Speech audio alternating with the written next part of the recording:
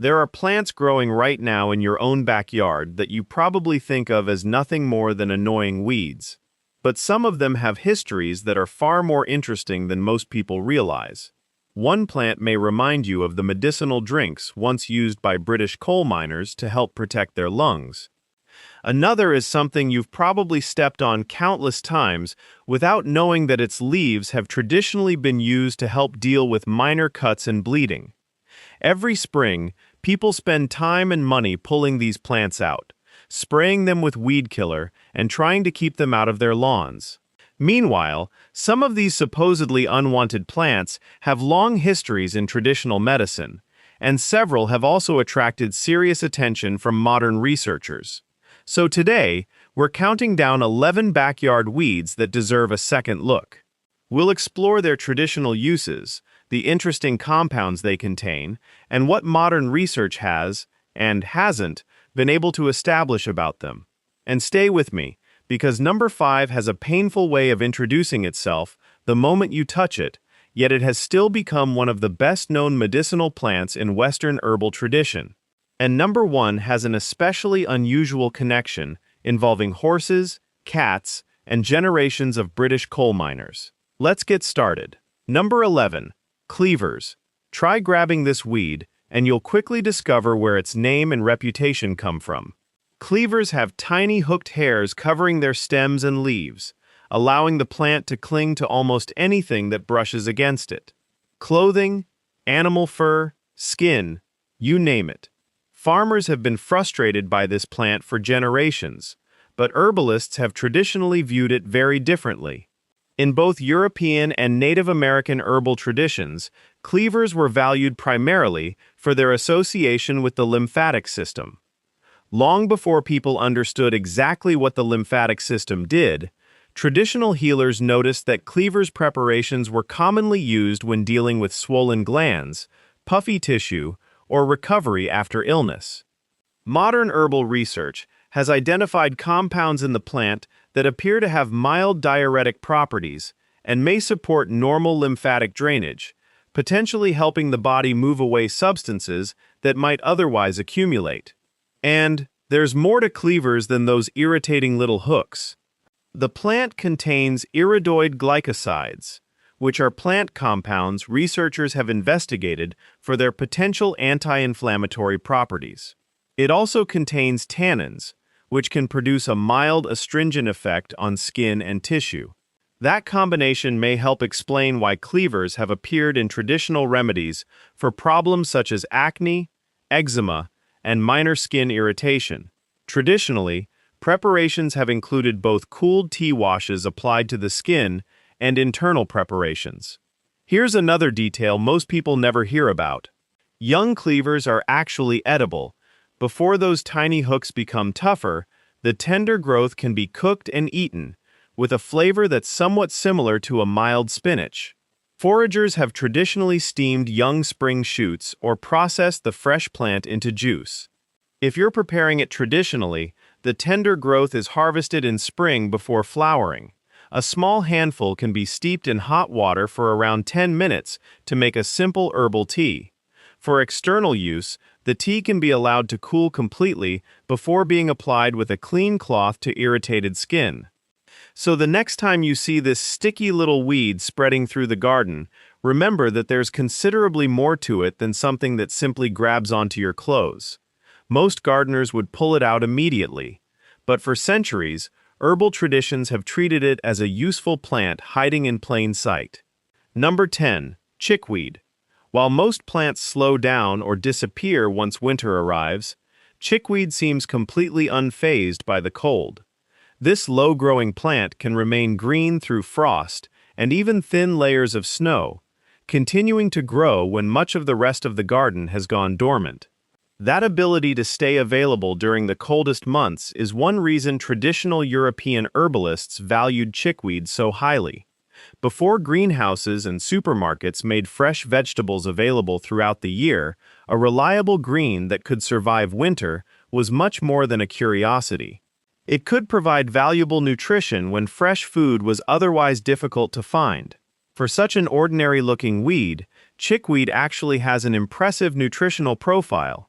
It contains vitamin C, vitamin A, several B vitamins, as well as minerals including calcium, magnesium, and iron. In earlier times, that combination made a plant capable of remaining fresh through winter, an especially useful source of food. But nutrition isn't the only reason chickweed has such a long history of use. Its best-known traditional role has been in skincare. For generations, people have crushed the fresh plant and used it as a poultice for itchy skin, rashes, minor burns, and insect bites. There may be a botanical explanation for some of those traditional applications. Chickweed contains compounds known as saponins, which have been studied for their potential anti-inflammatory activity. The plant also has a naturally soft, mucilage-rich texture that can form a soothing layer when applied to irritated skin. That's part of the reason chickweed-based creams can still be found in natural health shops for general skin irritation and eczema. Traditional herbalists have also used chickweed as a mild diuretic and as an appetite-supporting herb. Some modern practitioners continue to include it in approaches to weight management, although the evidence for those particular uses isn't nearly as strong as the plant's long history of topical use. And unlike some medicinal plants, chickweed can also be eaten. The leaves, stems, and tiny white, star-shaped flowers are all edible. When young, they have a mild, slightly grassy flavor that's often compared to tender baby spinach. You can add a small amount to a salad, blend it into a smoothie, or prepare it as a tea. So when the next frost arrives, and you notice one stubborn patch of green refusing to disappear, take a closer look. You may be looking at one of the most persistent edible plants in your yard. Number 9. Dandelion. Somewhere right now, someone is probably spraying weed killer on a plant that may be one of the most nutritionally useful plants growing in their lawn. Dandelions have spent decades being treated as the enemy of a perfectly manicured yard. But that reputation overlooks just how useful the entire plant can be. The leaves are packed with nutrients, including vitamin K, vitamin A, and calcium, along with useful amounts of iron and potassium. In some respects, their nutritional profile can compare favorably with vegetables that people deliberately grow and buy from the supermarket. And the leaves are only one part of the story. The root has a long history in European folk medicine. Once dried and roasted, it has traditionally been prepared as a coffee substitute, and the root has also been used as a traditional liver-supporting herb for centuries. One reason for that reputation is that compounds found in dandelion root appear to influence bile production and flow. Bile plays an important role in digestion, particularly when the body is processing fats. The bitter compounds found throughout the plant may also stimulate digestive activity. That bitter taste isn't just something your tongue notices. Bitter plant compounds have traditionally been valued because they can encourage digestive secretions before a meal is fully underway, and dandelion flowers shouldn't be ignored either. The petals are edible and have a mildly sweet flavor. For generations, people have used them to make preparations such as dandelion wine, while the flowers have also been infused into oils. Research has investigated antioxidant compounds found in the flowers as well, including their potential relationship to inflammation. If you're using dandelion as a food, the youngest leaves generally have the mildest flavor.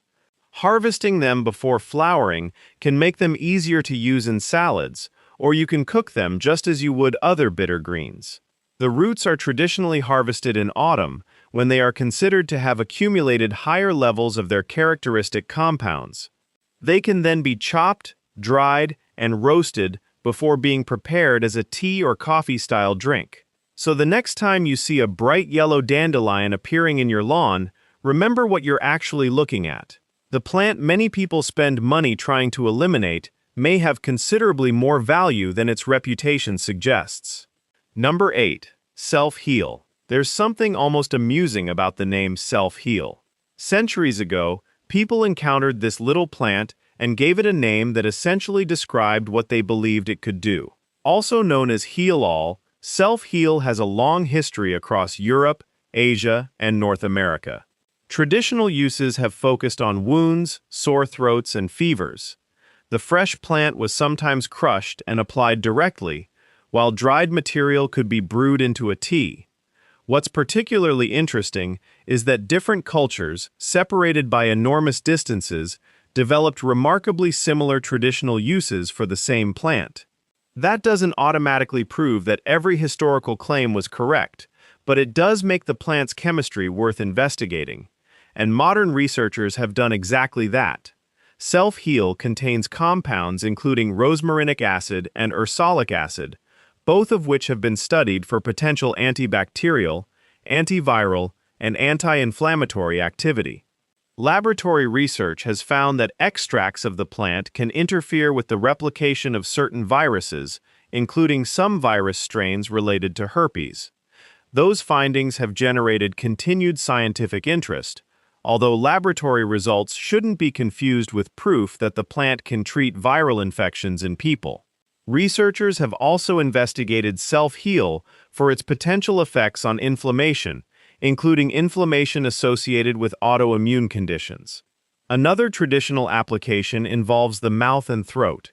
For generations, people have used a strong self-heal preparation as a gargle for sore throats and mouth irritation. The plant's tannins have astringent properties, which may help explain some of those traditional applications. That same astringency has also made self-heal useful historically as a wash for minor cuts and scrapes. So although the name sounds like an exaggerated promise, there is genuine chemistry inside this overlooked little ground cover plant. Its traditional reputation came first. Modern laboratory research is now exploring some of the same properties that made people pay attention to it centuries ago. Number 7. Common plantain. You've probably stepped on this plant hundreds of times without ever giving it a second thought. And no, we're not talking about the tropical fruit that looks like a large banana. This is common plantain, one of the world's most widespread lawn and pavement weeds. You'll find it growing in compacted soil, along heavily traveled paths, between cracks in sidewalks, and practically anywhere people repeatedly walk. That ability to survive constant pressure is one of its defining characteristics. But beneath its tough exterior is a plant with a surprisingly long history of traditional use. Most people who know plantain at all probably know about its reputation as a quick outdoor remedy for minor cuts, stings, and irritated skin. What gets much less attention is the plant's traditional internal use. Plantain leaves contain mucilage, a gel-forming type of fiber that can coat and soothe irritated tissue. That's one reason plantain tea has traditionally been used for complaints involving the throat, coughing, and irritated digestive tissues. The same mucilage can also contribute to a gentle bulk-forming effect. Plantain seeds have a particularly interesting connection here because they belong to the same broader group associated with psyllium, the fiber commonly sold today as a dietary supplement. The leaves also contain nutrients such as calcium, vitamin K, and beta-carotene. Their tannins provide an astringent quality that helps explain their traditional use for digestive upset and minor bleeding. Plantain also contains compounds such as aucubin and allantoin, which have been studied in connection with tissue repair and bacterial growth. Those compounds may help explain why the plant has traditionally been used on minor skin injuries and insect stings. If you're interested in the historical food use of plantain, the leaves can be dried and prepared as a mild herbal tea. And for the familiar outdoor first aid tradition, people have historically crushed a fresh leaf and placed it over a minor sting or small cut. Of course, traditional plant use isn't a substitute for proper medical care when an injury is serious. But there's something remarkable about a plant capable of surviving repeated footsteps, compacted ground, and harsh urban conditions. The same toughness that makes common plantain so frustrating to lawn enthusiasts may be part of what makes this humble weed worth noticing. Number 6. Ground elder. According to historical accounts, Roman soldiers reportedly carried this plant with them during military campaigns and even planted it around their temporary camps. That detail alone suggests that ground elder was considered much more valuable than an ordinary wild plant. It wasn't simply something they happened to find. It was a plant they apparently wanted close at hand. Ground elder, also known as bishop's weed or gout weed, became especially associated with traditional treatments for gout and painful, inflamed joints. During the medieval period, monks were known to grow it in monastery gardens specifically for these purposes.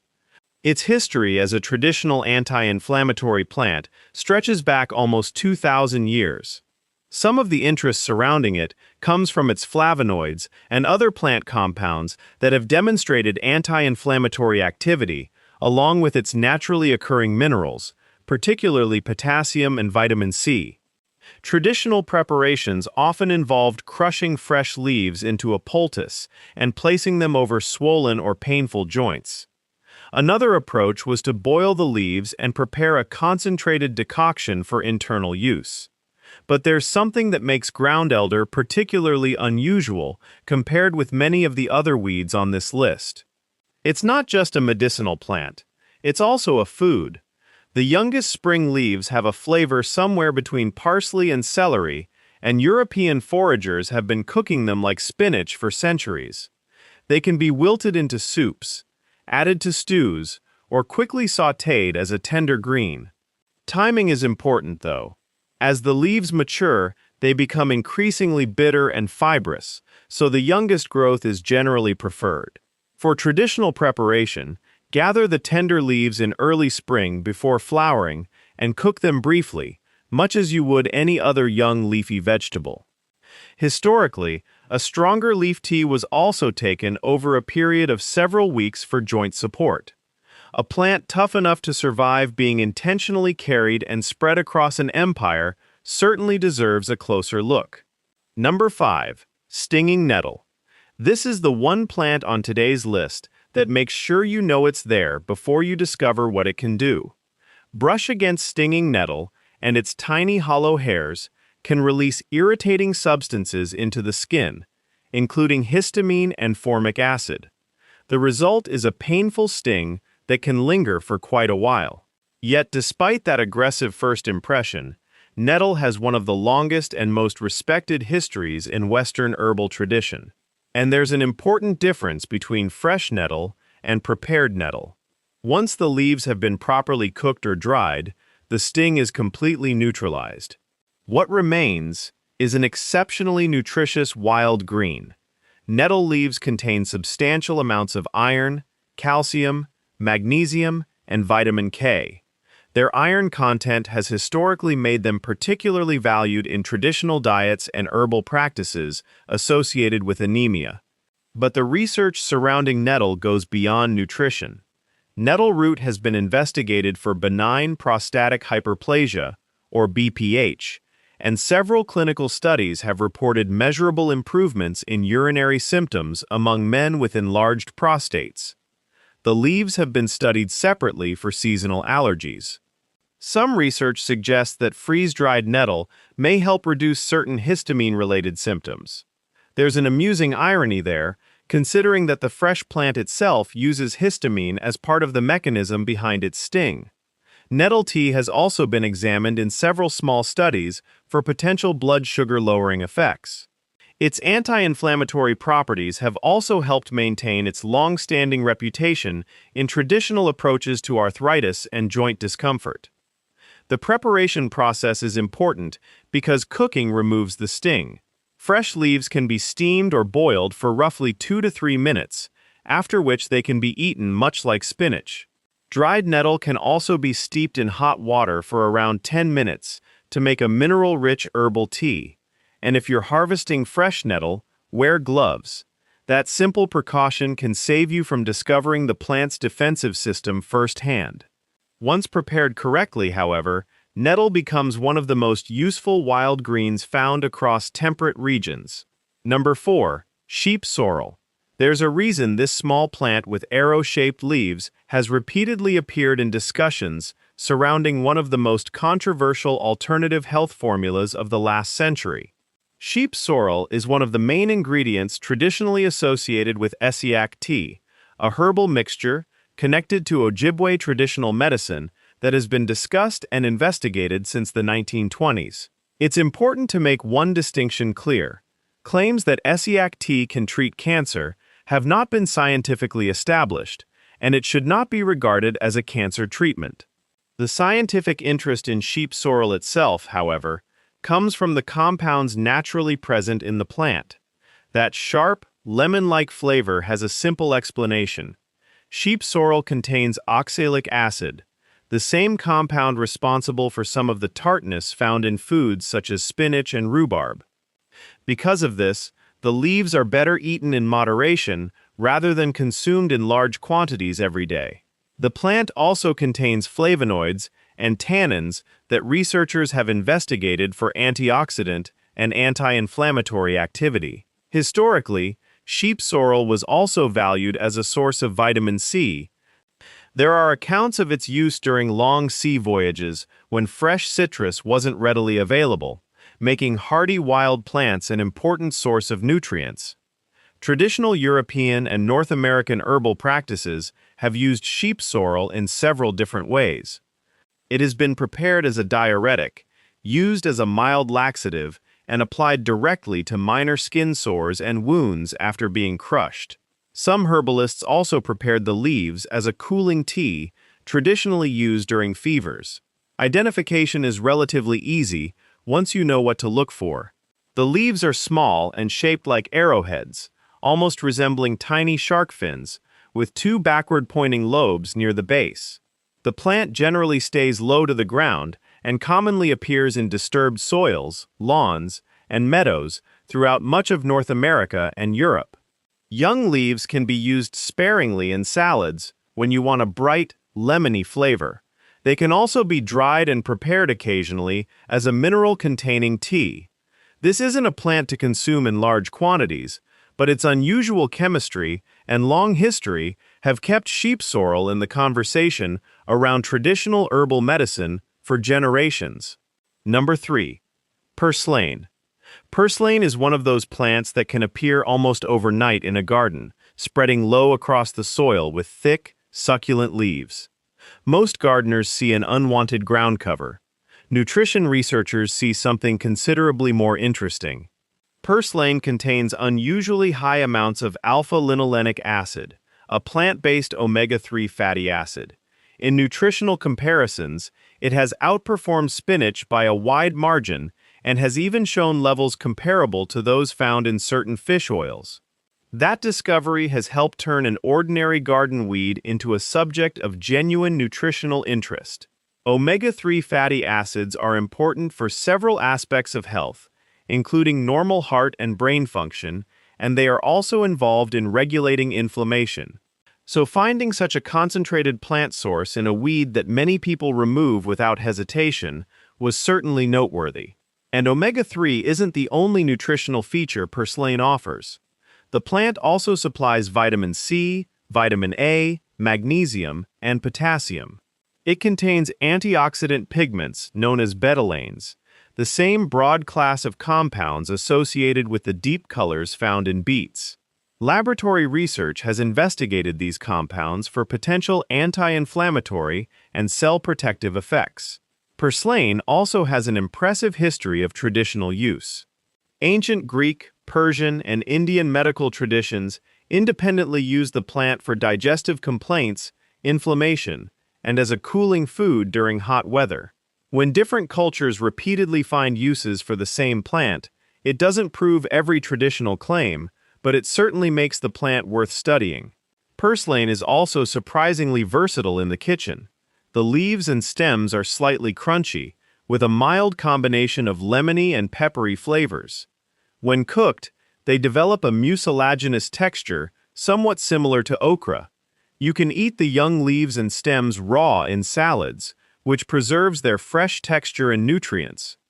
Or you can quickly sauté them like other tender greens. Their natural mucilage can also help add body to soups and stews. If you're harvesting purslane for food, Choose plants growing in clean areas that haven't been treated with pesticides, and avoid plants growing directly alongside busy roads.